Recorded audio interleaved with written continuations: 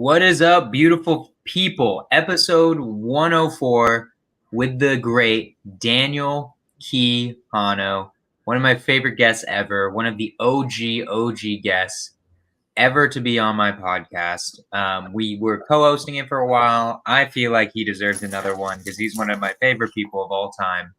And yeah, and then this is just going to be fun. There's going to be some interesting things. I'm trying this on Instagram, but with the like through this new thing, and then also Daniel's connecting with his account. So this is gonna be crazy. We're gonna have an insane amount of people on here because of that. But Quijano, welcome. Dude, can you do me are you able to add me on like your actual ID? Let's see if I can. I have no idea. I mean, I'm literally have like another. Try to request to join and see what happens. Because I have it open on the computer, not on my not on my iPhone. Copy link, share to. It's not letting me. And here's the thing: because I don't have an Instagram stream key, it's not okay. Instagram stream key. Do you think that people mind if I find my Instagram? Where did you find your Instagram stream key? Because that would be super cool. Wait a minute. Hold on. Let's see if I still have mine copied and pasted. So I just put it in the private chat. That's my Instagram stream key. So let's see if when you go live, it's just comes. Are you trying to do it on your phone or are you trying to do it on the computer? On the computer, it just comes up. If you go live on the computer, yeah, if you could go live on the computer, it'll show up. It'll give you like a stream key. So when I added, okay, go live, professional account, keep the Instagram copy. Okay. If you don't see this, okay. Thank you guys for being so patient. I just want to be on Instagram like Jonah. So it'd be cool if we could get the same Instagram live going. That'd be crazy. That would be I don't crazy. know if it'll work. Okay. Right now I'm live on Instagram, but it's interesting. I'm like lagging on the Instagram side. On the Instagram side, I'm like a couple seconds behind compared to YouTube. Interesting. Okay, wait. I think I found it. Instagram.com and then live video. Yeah. Live video. Thank you. Create a live video. Patience. Where do you do that on your desktop? Create live video. Let's go here. I think I got it. View archive. I gave you my Instagram stream card just in case somehow you could connect to mine, but that might not work. That might just fuck it up. I'm not sure. And click create. Okay, where do you hit create? Oh, there we go. Create live video. Okay, go live by connecting. All right. My thing had to go live first in StreamYard, and then I could go live on, and then you could go live on Instagram. Okay, I think I got it. I think we're here, guys. I appreciate you guys being patient as we figure this out. Okay. I don't think you're. So I guess we'll just do it at the same time, but not together. I don't think it has the technology for that yet. Okay, I got this. So my channel. Here we go. I got this. You should have Instagram open in a different tab that like where you can see the same thing. Yeah, it's pulling up here. View your channel. All right, here we go. Boom. Here we go. Here we go. Guys, we're gonna get to the podcast in like 5 seconds where we actually promise. And like get stuff to bed. Okay, here we go. Stream key. Copy. There we go. Instagram stream key. Save changes. I think we're not doing a thing. Am I live? You're live on Instagram. It says you are. I like it. This is what I'm talking about. So we got like 15 different channels we're broadcasting on right now. We're all over the place. We're in every single nation, every single time zone. Quijano, my man, how you been, dude? Welcome back to SKORCH THE FEARS. How have you been missing it? Okay, hold on.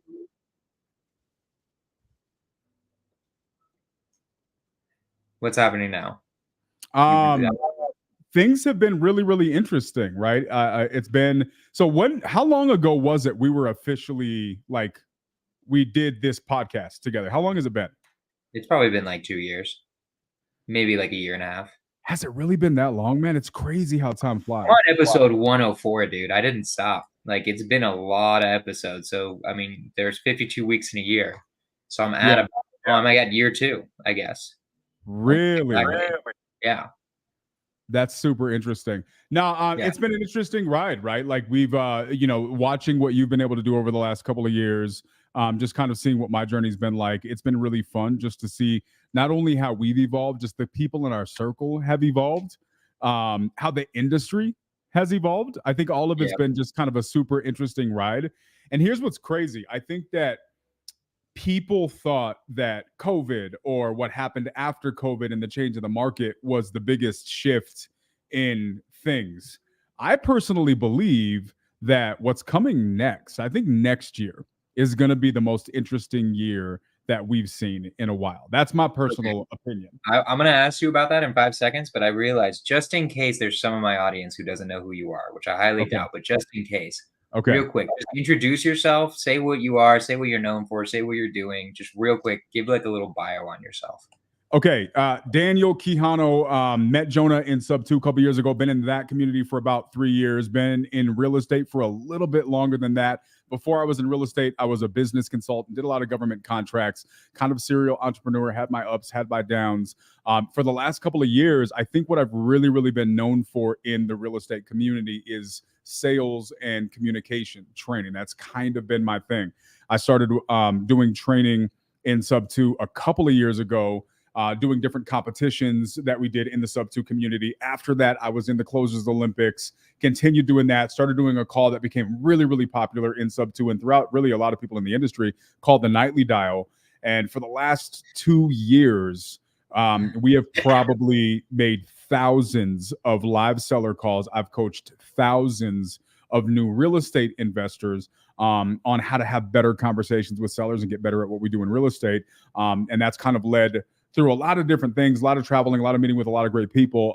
And that kind of culminated in me within the last couple of weeks launching my own coaching program called the Closers Collective, where we focus on those exact topics. I love it. I love it so much. So real quick, tell me, what were you talking about? Why do you think this year is going to be more interesting than any other year? What's going on in this year that you're so excited about? Let me preface by saying, first and foremost, it's really just a feeling, right? Like, so take it with a grain of salt.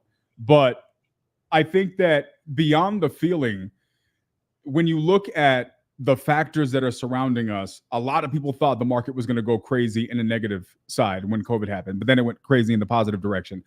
And then there was this big debate on whether or not we were going to have a big pullback. And it was weird, right? The change in the market. There was a pullback, especially on the wholesale side, right? If you were wholesaling, it got tough. It got really tough in rural markets. I was doing a lot of rural stuff and that dried up fast.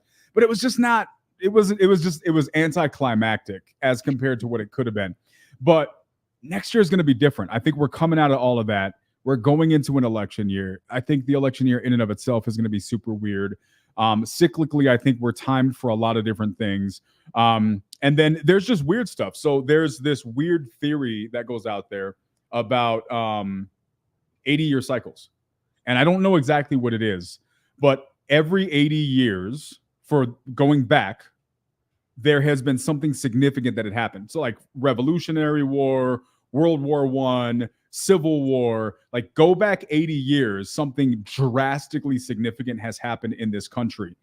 And the next 80-year cycle is 2024. Now, whether or not that's relevant, I have no idea, right? But it's interesting. It's information. And so I don't know. You combine all of those things. 80-year cycle, like we were in World War II 80 years ago. I just did the math on that. So obviously that was pretty freaking significant. Yeah. But like how often is it 80 years? Because I could choose that, like when does the 80 years start? Because I could technically the beginning of this country. From 1776. Correct. Every 80 years. So there's another 80-year cycle coming right now. According to the story that I saw on the topic. And again, like you see this stuff and you really got to take it with a grain of salt. For me, I just think it's interesting. But even if you remove that, which I would probably remove that from any like factual decision making. Right. I just get the feeling. TikTok stuff, but I like it. Yeah. No, I think it's just funny. Like it's a cool thing you send to your friends like, oh, what if, right? But Yeah. we're going into a crazy election year. Anybody who has been alive in the United States in the last 8 years knows that next year is going to be weird, right? It's Yeah. just going to be, I don't know what we can expect. But when you combine all of these factors, I just think we're in for an interesting ride. I think next year is going to be one for the Real books. quick, for people who I think you were in real estate in the last election, right? Were you? Like, I don't know if you were or not, but like, what I do you joined know? right at the beginning of COVID, right around when COVID started. So there was an election year that you were still in business. I don't know if you remember, if you have any opinions, like how does real estate change during an election year?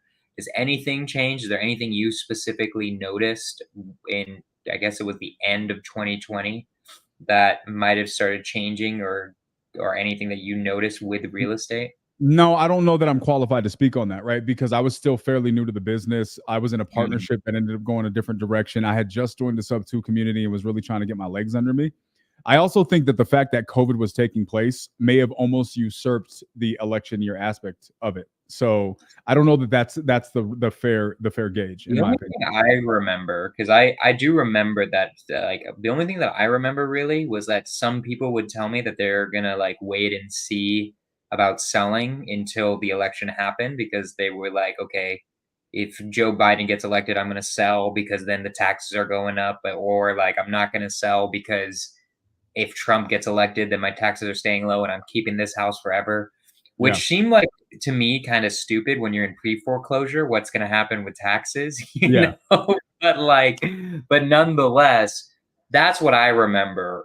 That's the only thing I remember is some people were hesitant. They wanted to see, and then they make the decision they were going to make anyways. But they wait a little bit when you're really close to the election. Like if you're within a month, it's kind of like how when people are kind of waiting during the holidays, right?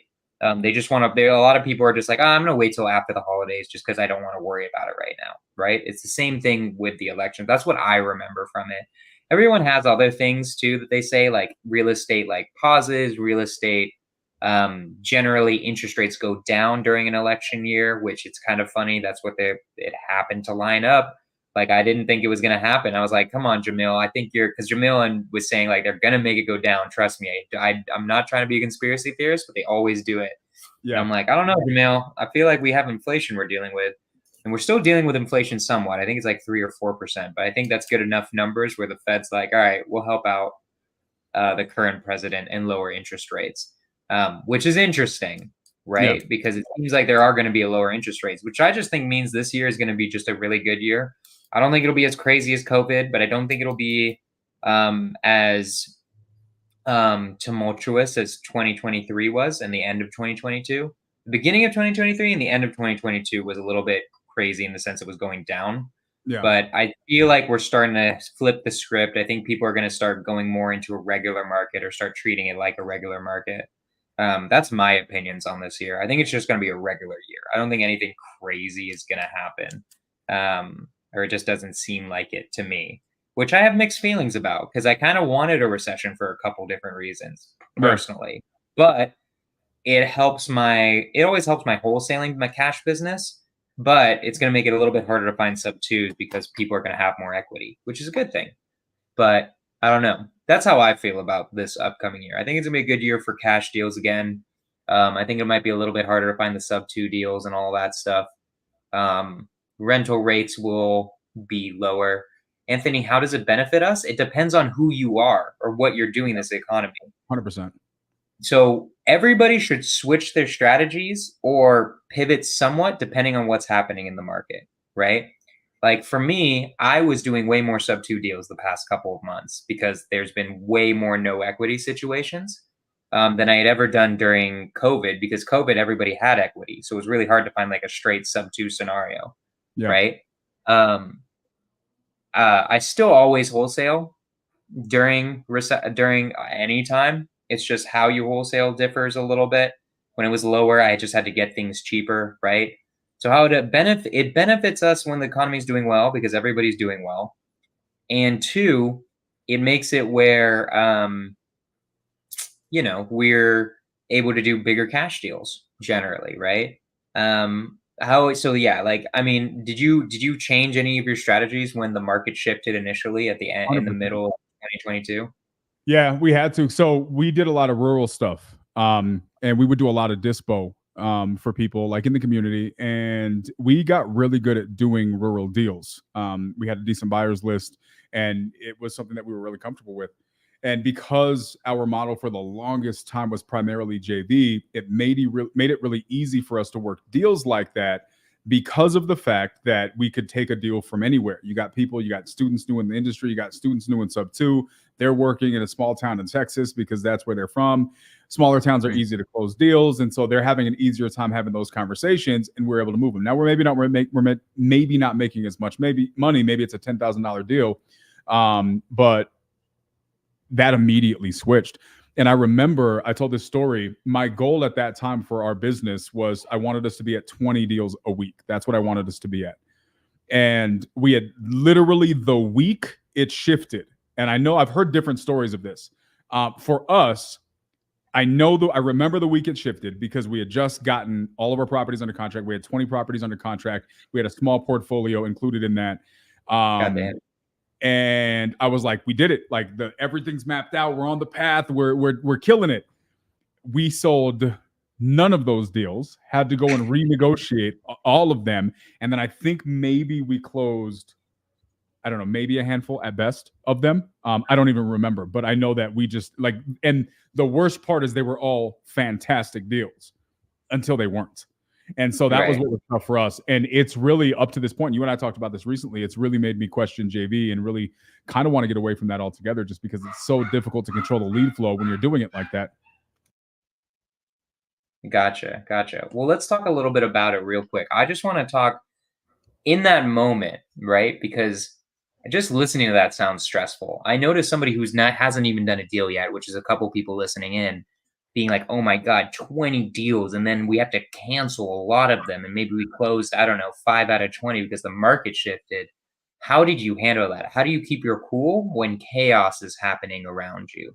I think this is a really good and interesting thing for entrepreneurs to talk about more, is how do you keep your cool when everything is going crazy around you, the market shifting, you all of a sudden have to change your entire business model. You might not even be doing JV anymore. Like, how do you keep your cool, and how do you adjust depending on what's happening around you?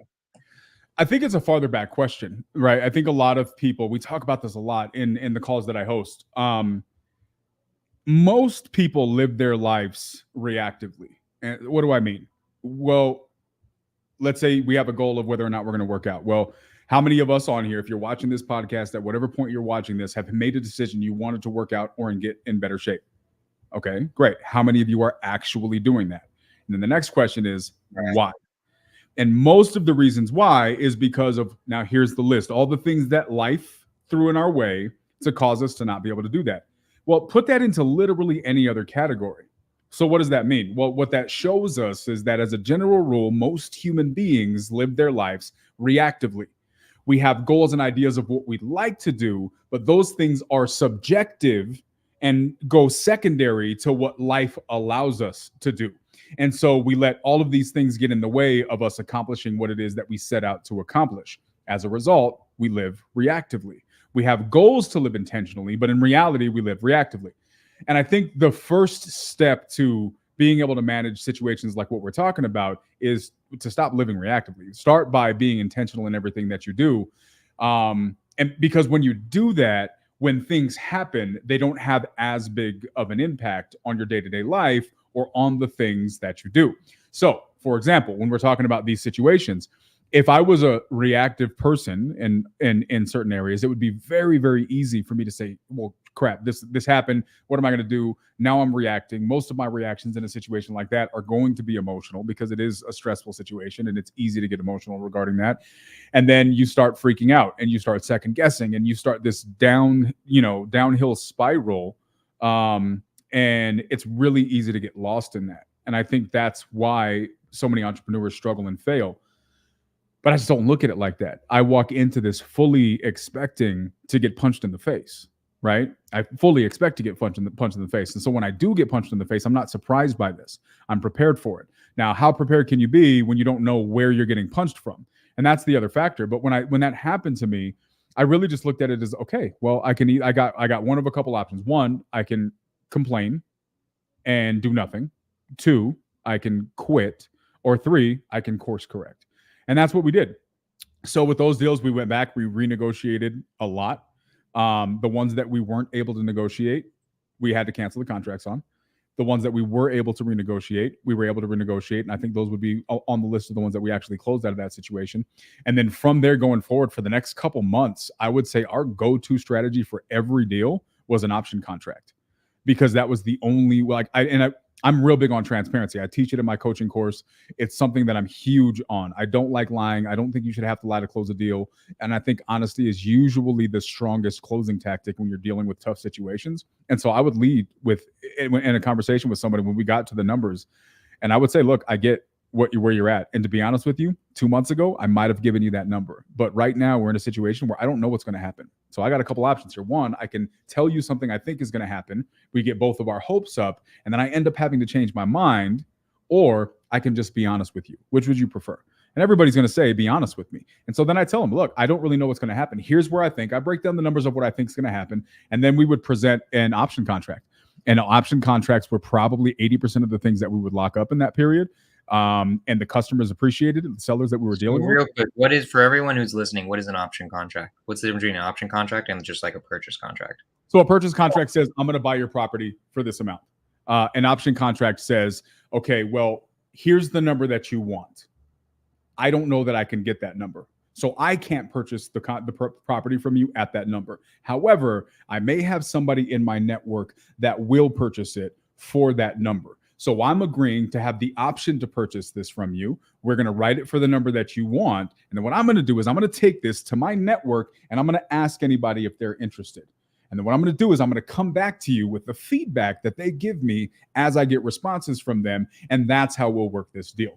I'm super transparent with them when I do that, because one of the big benefits of an option contract is I don't have to negotiate with them. The market does the negotiating for me. And so every single time somebody comes back with a number, I'm coming back and I'm saying, hey, here's the offer that I got. You wanted 100,000. I got an offer for 50,000. I know that's not what you want, but I'm just keeping you updated. I got another one for 55. I'm letting them know every single offer, because after the 5th or the 6th or the 7th time that they're hearing the same number and that number's not coming from me, then the reality starts to set in and they start making real decisions. Right. Totally makes sense. So I'll give a quick breakdown just of myself of why you might want to do different strategies, right? Because people get confused. Literally, Anthony in there said, what are the options? I think he didn't understand exactly I think that might have been before you explained it, but I wanted to make sure that people understood exactly why you would do different ones. So a purchase contract, and tell me if you disagree at any point, Quijano. Purchase contract is really good if you're wholesaling, if you just want that contract and you're pretty sure this is a good number anyways. And so you're just going to sell it. And like, I'm very confident in it so that I'm going to get it because it's a more powerful contract. I can like record a memorandum with it. I really have a contract. An option contract is really good when you're not sure if you're going to be able to sell it, but you still want what's called equitable interest, or the ability to sell the deal without being a real estate agent. That's what an option contract gives you. But you're also saying to the seller, hey, I'm not so sure about this one. This could be good or bad, right? And basically what Quijano is telling us all is that because of how the market was, he needed to do option contracts because he just didn't know what he was going to sell things at. He was less confident in his numbers because the market just switched and he needed feedback from his buyers, which I think is a great way to do it if you don't know what your buyers are going to come back at, right? So those are like the two differences between them and why you might want to do one versus the other. Quijano, do you agree? That's like basically the good summary of why you would do those two. Yeah, 100%. And to your question, Anthony, no, I wouldn't start with the purchase contract necessarily and then go back to an option contract. I would tell them, rather than doing a purchase contract, because I don't want to promise to give you a price that I can't deliver on, I'd rather do an option contract and be upfront with the fact that I don't know that this is the right number. Now let's be clear. There's going to be some wholesalers, Jonah, you know as well as I do, that are going to just say, yeah, we'll do it for this price. And this is a strategy for them. They lock them up at the wrong price so that they can have them under contract so they can renegotiate. I have no intention of doing that. That's just not how I want to do business. And so I would rather lead with integrity and tell them up front, I don't know that this is going to work. And so they would know in advance. And he probably, Keanu, will eventually, or has already, started switching back to purchase contracts as he starts talking to his buyers more, understanding what's changed. Because just initially, when switch was happening, you're just much more unsure. So I think it's a great thing to do. I think it's really smart. I think it was a really smart idea in general for him to do that. And Anthony, technically, yes, it is another contract, but it's not like that hard to get. You can look up option to purchase contracts. They're really simple. ChatGPT will give you one. They're really not complicated contracts at all. But okay, so that switch happens, right? You keep your cool because you proactively deal with the world.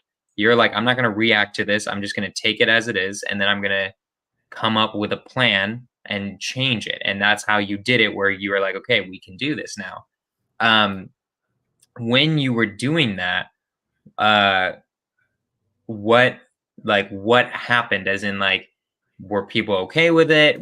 Because a lot of people might be on here being like, okay, just like, nah, I just don't care, and then sell it to somebody else, right? Because technically you can do that with an option. Well, I think this is probably the best question here, in my opinion. And I'll tell you why. Literally this afternoon, I just got off the phone. We're submitting over a purchase contract for a business that we're looking to buy, myself and a partner. And it's funny because we're working with a broker on this business. And the broker called me earlier today. I had not spoken with this broker before. The person that I'm going to be purchasing the business with had all of the conversations. And when the person called me, the broker called me, and he left this kind of rude message because he sent me over the purchase contract yesterday. There were some things I wasn't a fan of. I was busy, didn't get a chance to get back to it yesterday. And so he left me a little bit of a rushed message today. So I called him up, and his attitude was just off. And he was saying some things in our conversation that I just wasn't a fan of. And so in that conversation, I met him with the energy that he was bringing to me, right? And so when I met him with that, the conversation was super uncomfortable and it was super awkward. We got off the phone. Last night, we're doing this big competition. We'll talk about this. But we were doing some role plays. And one of the ladies that's been in this competition asked me because I said I wanted to do a role play because I haven't really been participating too much because I'm judging. And so she said, can I be your seller? Do you mind if I'm your seller? Because I want to throw you something that's a little bit more difficult that I'm getting a lot of. And so it was also this similar type of seller, like a red seller, like just an aggressive kind of just a rude seeming personality. And I met that same energy just like I did on this real call today. And it was funny because last night she saw how that worked. Today, I meet this guy with this energy who had weird energy towards me. We got off the call. I call my partner, call my bookkeeper, and we're talking. And I'm like, here's the things I didn't like. I think he lied about this. I think he lied about that. And they're like, well, what makes you think that? And I said, well, it's because of the way he phrased his questions, the way he responded when I asked him to clarify. Because I'm paying attention to what he's saying, these things are standing out. So he said he had 3 offers. I think he's lying about that. I think he only has 2. We're now a little bit unsure about what we're going to do. We're waiting. This guy calls me back an hour later, starts off the conversation by saying, right now, again, I have a conversation with this guy. My first conversation with him, he's rude. It's a bad attitude. I match his energy. I call him out on saying something that seemed not to add up. He calls me back, and the first thing that comes out of his mouth is, I want to correct something that I said earlier. And he corrects the thing that I said I caught him in a lie about, right? Now, maybe it wasn't a lie. Maybe it was just he misspoke. Maybe it was a misunderstanding, but it was something that didn't fit right. And as a result of his own volition, because I matched the energy, he changed his attitude towards the situation. What's my point? When you learn how to be effective in the way you communicate things, the reactions you get from the people that you're communicating with drastically change. So to the question that you're asking, Jonah, when you're asking me, well, I'm talking to these people and I have to go back and I renegotiate these offers, are a lot of them saying, well, I'm going to go somewhere else? I think the answer to that depends on the person that's delivering the news. And I'm saying this with complete confidence because we've done this. I've listened and coached to thousands of calls in real estate. If you approach the conversation in the wrong way, the chances of you getting somebody who's going to turn down your offer and say, you know what, I'm not interested anymore, I'm going to go somewhere else, and just shopping you around drastically increase. But when you communicate it effectively, you would be surprised at the things you can make people comfortable with being okay with. And I think that includes renegotiating a deal. And so to summarize all of that, there were some people who were just not okay with the offer. But I would imagine that those people were not okay with the offer because they didn't have an option to be okay with that offer.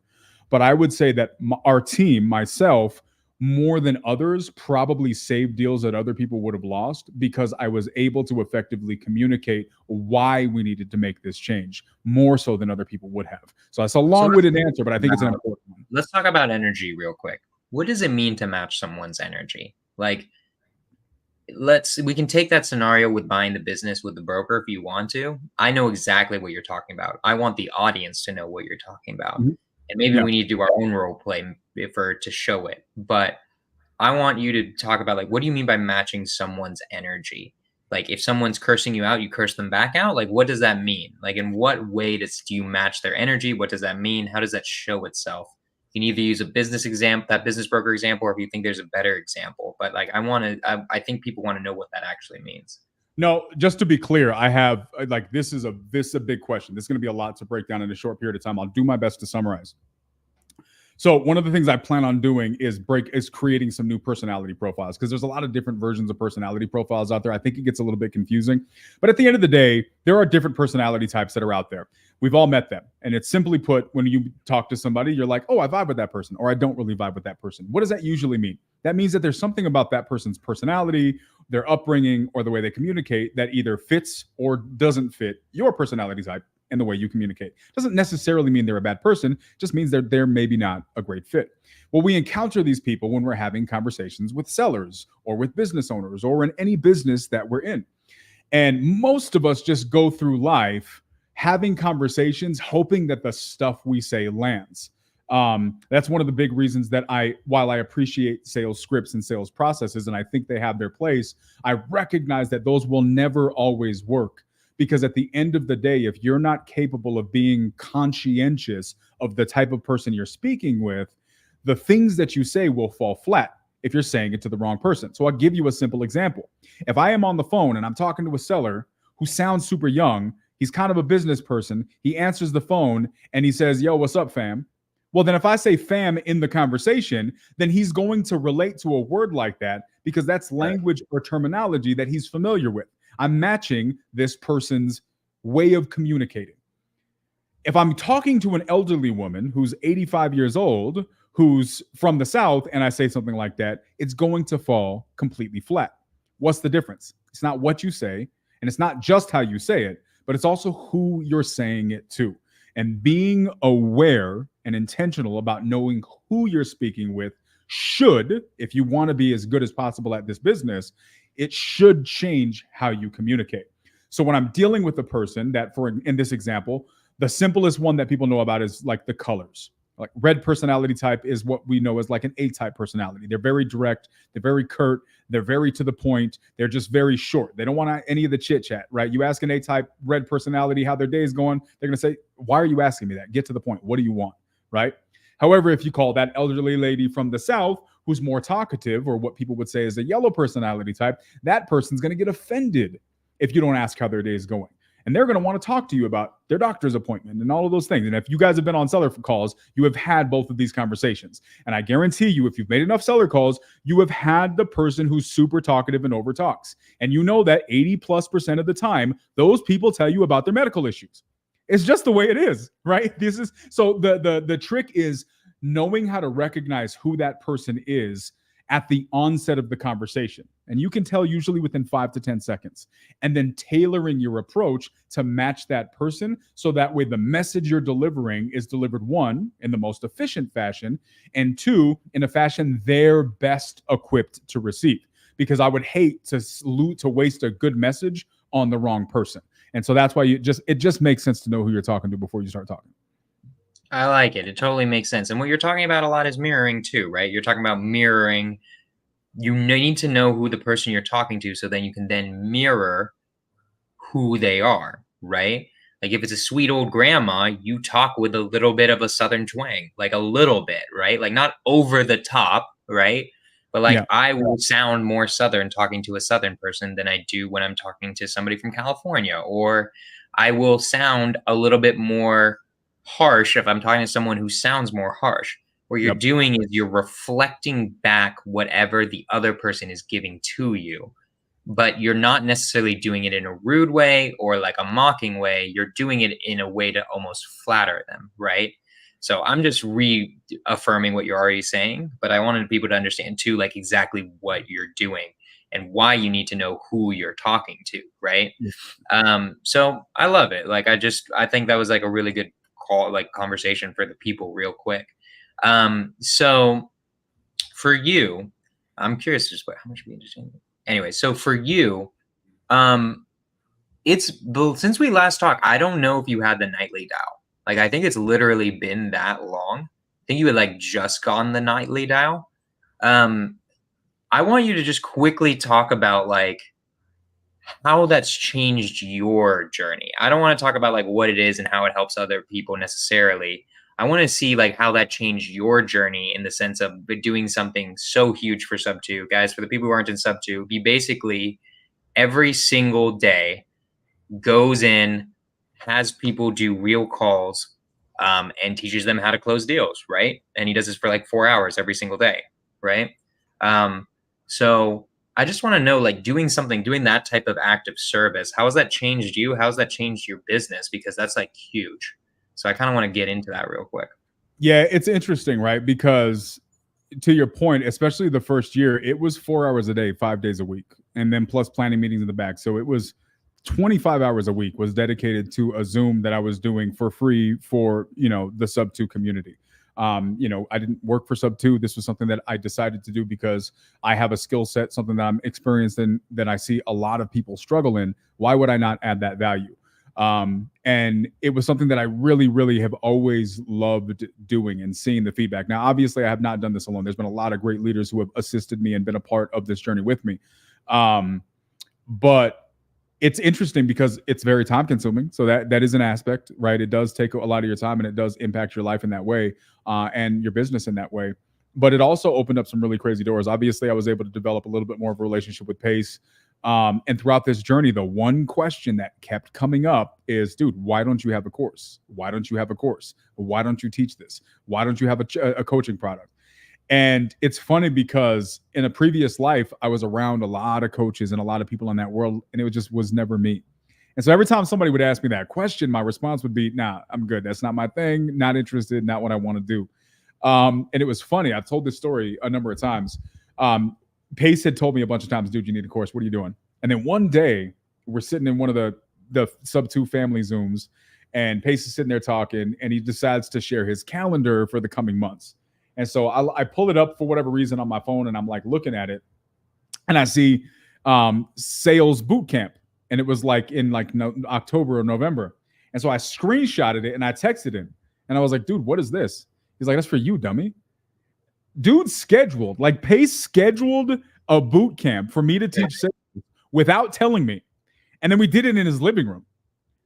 So it was crazy. Like the first one, we had almost 100 people sign up. We weren't able to accept all of the people that wanted to come.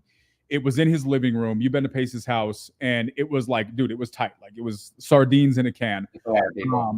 It was a lot. It was a lot of people. It was a really, really fun time. We did another one a couple months later. We cut it down so it was more space, a little bit more intimate. And it was really just an amazing experience. So I would say one of the biggest things that's come from this, Jonah, if I'm being transparent, is it changed my limited belief and my paradigm in regard to coaching. And it really opened me up to the idea of taking coaching very, very seriously. And if I'm being completely transparent, that commitment that I was doing with, honestly, and I mean this sincerely, I didn't expect anything in return. But that 2 years of dedicating all of this time has turned into me launching something that I believe will be a significant part of my life and my purpose going forward. So let's not get too far ahead real quick, because you're going down the story. I want to get to what was holding you back from coaching. Why? What did you think about coaching? What were your beliefs about coaching? Was there fear there? Was there some sort of fear? What was holding you back from being a coach? That you found out through the nightly dial was stupid. Like, what was it that was holding you back? First off, so the fear came later, and we can talk about that. But I don't think that it was a fear. I think it was just that there's this connotation with coaching and sleaziness, right? Like gurus. And I knew a lot of people in that world. And it's just like, I don't want to be that guy. Like, I don't want to be the guy who's just perceived as that. For me, I have no problem providing this value for free. I had no problem doing that. But what you realize is, I think the same realization that Pace came to, and that Brent and other people had told him when he was doing something similar. And one of those things is that, one, people don't take something seriously until there's a price tag associated with it. It's just a fact. Sure. It just is the way it is. And it just is what it is, right? And there's just a reality to that you can't really shake. People value something more when it comes with the cost. And another thing that would happen is I would remember, and I can't remember how many times this happened, but I can't, like, so many times I'm in the nightly dial and I'm giving like full, thorough, detailed breakdowns of, here's what you did, here's what you could have done, here's all of the reasons why. I'm breaking it down. I think I'm like going to church, like I'm going in on this breakdown. And then the people are like, oh, like, dude, where's your course? You need to teach this stuff. And in my head, I'm like, but I just did. What do you mean? I just taught it. Like, what else? What are you missing? And what I realized is that my brain processes information like that, but most people's brains don't. So they need something that they can take, digest, and then come back to, and then come back again, and then cross-reference. And they need to be able to have it in one place that they can locate, and random Zooms that they may or may not be able to go and look at the replay, and they have to find that within a 4-hour time frame. That's not a great way for people to be able to digest and consume knowledge consistently. It is a fantastic way to get training at the moment. But I think those are among the things, that and all of the different people. I'll say this final point, and this kind of leads towards the fear side of the back end. I have somebody who's actually on my team now. He came to my last boot camp. I'm going to say this because I think it's super important. His name's Matt. Super, super great guy. And he came to the boot camp this last time. And when you come to my boot camps, it's not what you're thinking. Like, I'm not teaching you scripts. It's not what you expect. I don't think there's a boot camp. Both boot camps I've had, people cried during the boot camp. Just to give you guys a little bit of context of where we go, because I want to talk about real stuff. I want to talk about why you're not doing the right things, and not just the 3 lines you need to say, because those lines won't get you. Daniel loves being a bully. That's why. I just make fun of people's clothing. But it's just such a really a great experience, in my opinion, right? And so we're sitting there, and then at the end of this situation, this guy stands up in the back. Hadn't said anything the whole entire time. And he stands up extremely nervously. Like, he's having a hard time getting the words out. And he's kind of stuttering a little bit. And he's sheepishly kind of saying, he's like, I'm standing up because I want to say something. He's like, I don't have anything to say. He's like, but everything that I've experienced here today has told me that I need to change how I'm living, and I need to start opening up more. And I know if I don't stand up and say something right now, I may never do it.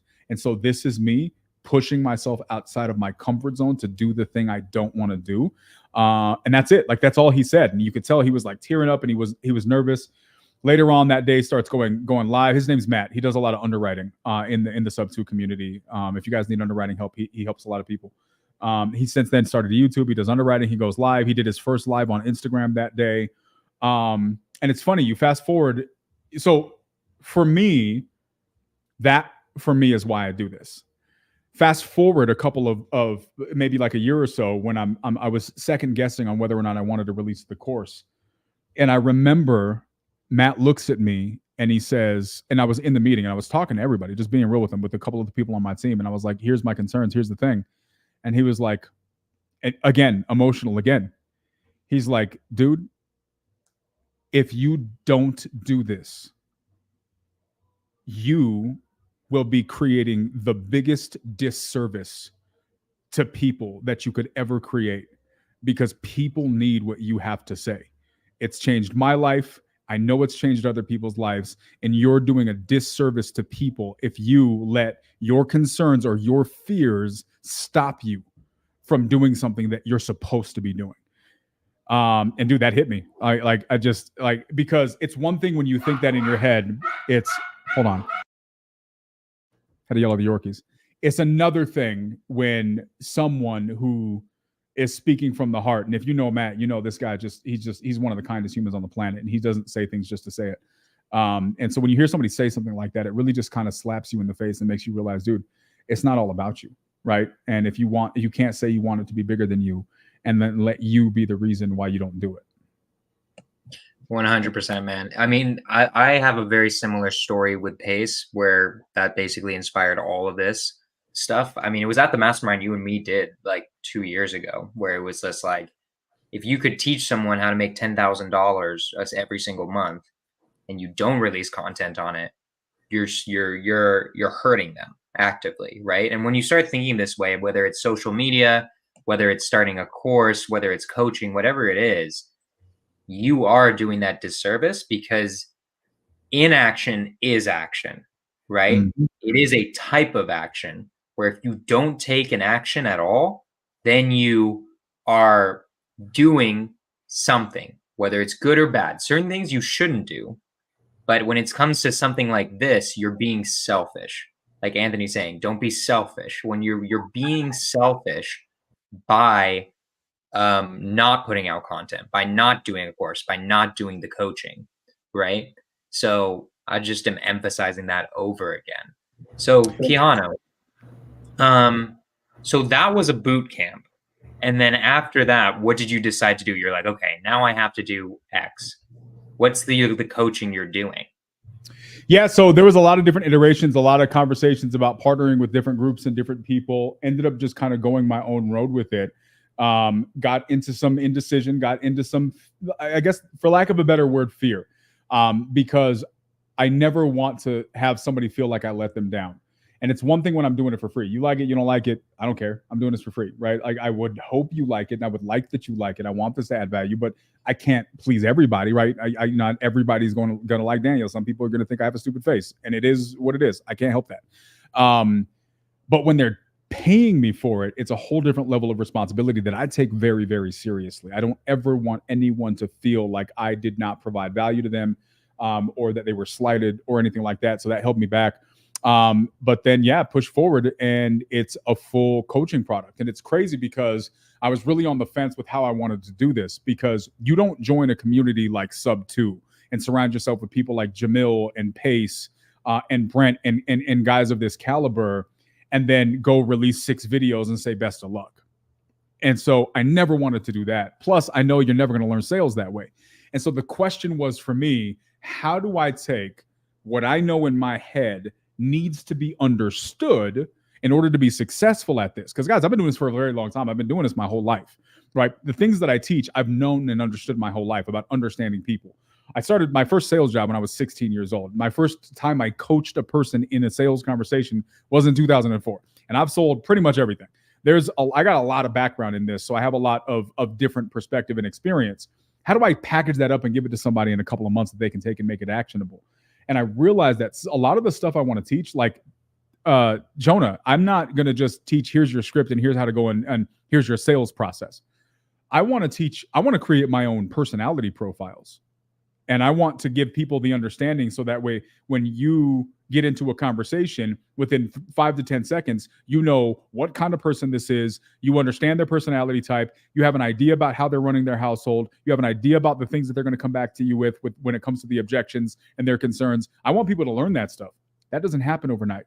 So then the question becomes, well, how do I teach that, but also give them something that they can do today that's actionable today? And going on the journey of that has been really, really interesting, to be able to put together a program that I think is going to be able to deliver that at scale. Jonah, a couple of years down the road, I don't want this to just be a sales course. I want this to be the world's #1 course on communication. I've said this before. I want parents to come and take this program because they want to have a better relationship with their teenage kids. I want siblings who haven't talked in a long time to take this. I want spouses and people in relationships to be able to come in and take this course, because they learn how to be better communicators, whether you're a public speaker, whether you're single and you can't get a date. I want this to be a course that teaches that. I want it to be able to serve anybody in any industry. But right now, I want to be able to help the people in the real estate space be able to become the most successful people they can be, because There are hundreds of thousands of people looking at real estate investing. There are tens of thousands of people calling your sellers every day. How do you sound different? How do you become the person they want to do business with over the other 100 people that are calling them? And I want to teach people how to stand out. And so I think I've done a decent job putting together something that I think is going to be able to accomplish that. It's going to be a marathon, not a sprint, but I'm actually really excited about it. So it's not released yet, it sounds like. It is. So what we are now is we're in pre-launch. So originally I was going to do a bunch of pre-recorded things. Started doing the pre-recordings, had a bunch of stuff in there, and I was like, I hate this. I don't want to do this. Like, fuck that. I want to just go in. Dude, that's exactly what I did. So we erased everything. I left like 3 videos in there, erased everything. And I was like, I'm not doing it like this. So what we did is the pre-launch. It's going to be more money in the future. Right now, I reduced the price a lot. Now we're doing a pre-launch. So everybody who joins now, when they join, there's like 3 videos in there. Don't think you're joining and you got a course, right? What you're joining is the pre-launch. So what that means is we're going to do the community thing as well. I want people to be in here. I want people to be able to be in here for a long time, building relationships, doing business with people. That's my goal, right? So the way it's going to be set up is when you join now, I'm going to be recording the course now live with the students that are in here. So they can come and be a part of the recordings. And then after each of the course recordings, rather than just watching it and then hoping they can go get an answer, there'll be a Q&A section afterwards that they can actually ask whatever question that they have. And that Q&A will be saved as a part of the curriculum so that when people come in who aren't a part of the live recordings, hopefully the great majority of the questions they had were addressed by the Q&A. And if for whatever reason anything slips through, then we'll have the community that they can go to and ask those questions. So that's kind of how it's structured now. If the people who are joining earlier, they get a little bit of a benefit because I'm letting them kind of like live Zooms where we get to ask the man, the myth, the legend himself. 100%. I'm going to be doing lives. So all of those course recordings, the content is going to be live. I'm going to be doing a bunch of live stuff. I'll probably do some role play stuff. I'll probably do some call calibrations. And the people who join now, I'm letting them help to suggest what things are going to be a part of the curriculum. Who is the ideal person? Because like we're mostly focusing on sales for now. I know you said eventually it'll be all communication, right? Which could be a lot of different types of people. Would you say right now would be like a direct to seller, new wholesaler, someone who's trying to get their game up, or like who do you feel like is the person who should sign up right now? Here's what I'll say. If you're in real estate investing right now in any capacity and you would like to be better at having conversations, there's a lot of great options out there. I personally don't know that there's a better place for you to be. So I think anybody in real estate investing, period. I think secondarily, even agents who may want to have some investor conversations could benefit from it. I think even somebody who, because of the sales tactic stuff we'll be teaching, even if somebody's not in real estate, they could probably get some benefit maybe. But I think the people that are really gonna win, if you're in real estate investing and you're talking to sellers, agents, or anybody in the real estate investing space, I think this is probably going to be one of the best places they can go. I love it. I love it so much. So, okay. What do you feel like, so we're in pre-launch. When does the community start? When do you start doing right now? Immediately. The people that are joining now. What's that? Are you announcing it live on this podcast? Like, was this already announced? I did a webinar 2 weeks ago. It's official as of 2 weeks ago. Gotcha. Yeah. It's been really funny if we were just like, no, right now. Because of the SKORCH THE FEARS podcast, we're going live today. I love it. It's cool to see, bro. I mean, I just wanted to do this because this is my way of catching up with my friends now. If I don't see you at like any conferences or anything, is like, this is my way of catching up. They're like, dude, what's your life? What have you been up to? I mean, we've been talking a little bit about Simple Send, and I knew you were starting like a sales course, but it's cool to see it'll be a sales community, right? When I thought of sales course, I thought of like just like the pre-recorded videos, which is fine. That's always cool. But like communities are what we need more of. That's the one thing that I really like about Subto is like it's going to start a wave of different communities and different things, right? That's what I think is one of the coolest things about what we're doing, because I have an idea for a community for myself eventually, right? For now, I'd rather just personally get more social media stuff. There's things I want to do with my business before I start like a community, because that will be an insane amount of work, right? That's going to be a lot of work, but it's cool to see that you're doing it, dude. I'm excited for it. Like, it'll be just, I'm excited to see that stuff. So what's your life right now? It's the nightly dial, this community, the sales community you're starting. And And then what's happening in real estate? You said you were JVing, but you're thinking about not JVing as much anymore, switching No, business. we've gotten away from that for the most part. We're still doing some JV stuff. My goal is, because I'm doing this big competition now, the Closers Octagon. So that's going to be a big thing. Yeah. I'm looking into collaborating with people who do some PPC or PPL stuff. So I'm going to be looking to have some conversations with people who do that. So I may make that a part of my business model. I'm doing a lot of direct to agent. We're testing like 3 different direct to agents models. And so I really just want to have more control. Your model, right, with your new platform, we're definitely that's one of the primary models we're going to be testing out. Right. And so we're model side, dude. It's my model. Yours is the one. Everything else can go in the garbage. Okay. My model is the one. Come on. Okay. Who fucking else are you trying out? Unless you say Jamil. No, so one's Jamil's model. Yeah, right? fair enough. The other one's your model, and then there's a couple people who have like an automated model where it's just everything's automated, and it's like a whole thing. I can explain it to you. I wasn't sure how it was going to work. It was going to test, but I have a conversation that I'm doing a follow-up on from it, and I actually may buy the house for myself. It's in Arizona. Nice. Yeah. So we 4 days into that campaign, we got a pretty solid lead. A lot of cool stuff happening, my man. Yeah. Well, so I think we're starting to get to the end of this, right? And it's just cool. It's been awesome. I love catching up on people's lives and what they're excited about. Before we end this though, like, what are your goals for each one in the new year? Have you done that yet? Have you set New Year's goals of like what I want to achieve in 2024?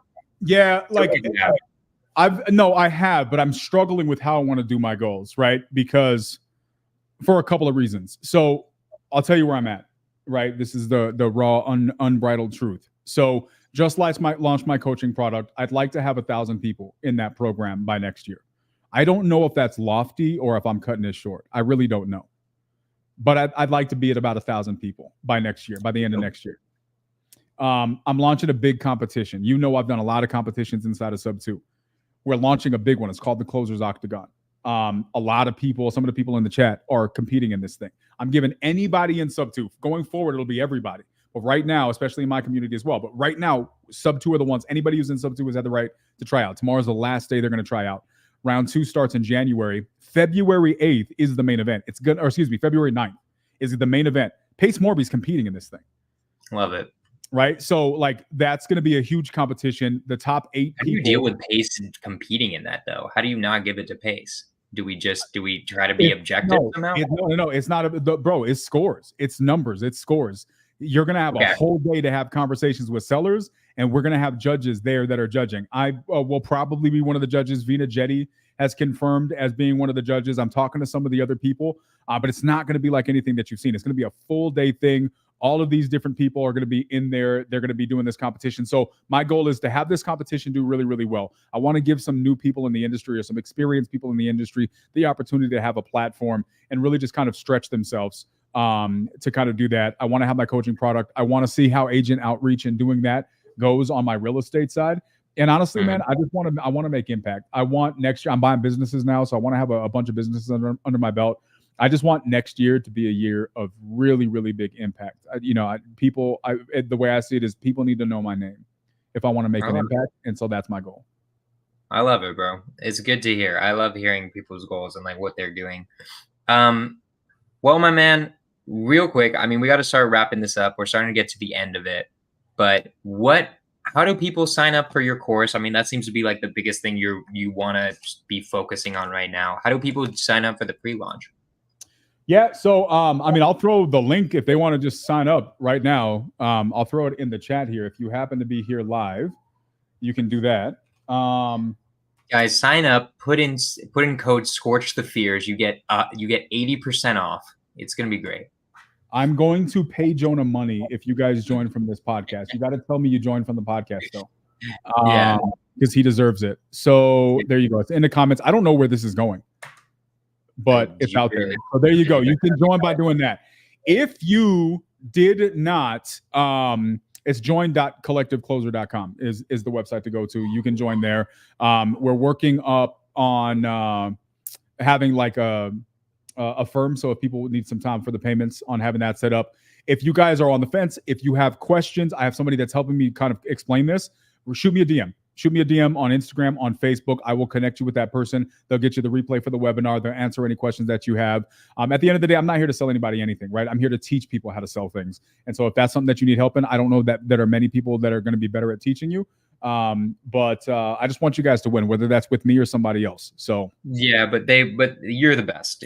I mean, like, just in terms of like a good coach, like, I think because you could learn coaching from tons of different people. You can learn general sales, right?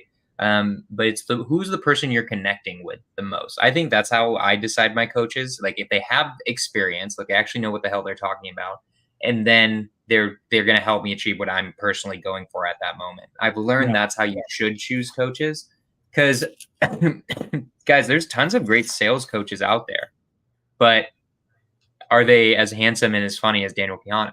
Obviously not. That's a fair question. That's the real question, right? Yeah. So guys, definitely sign up. I want to see how I can help Quijano with this. I want to talk with him after and see if like he needs help at all with like agent side or something like that. But definitely go there.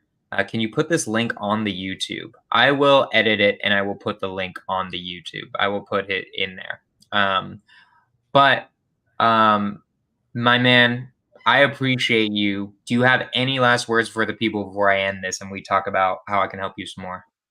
No, guys, like, honestly, here's my appreciate you, Naomi. Guys, here's my honest feedback and my honest advice for you guys. Guys, do something special with your life, right? Whether you join my stuff or don't join my stuff, whether you guys buy and sign up for Jonah's CRM or don't. If you don't, you should, because it's one of the best I've seen.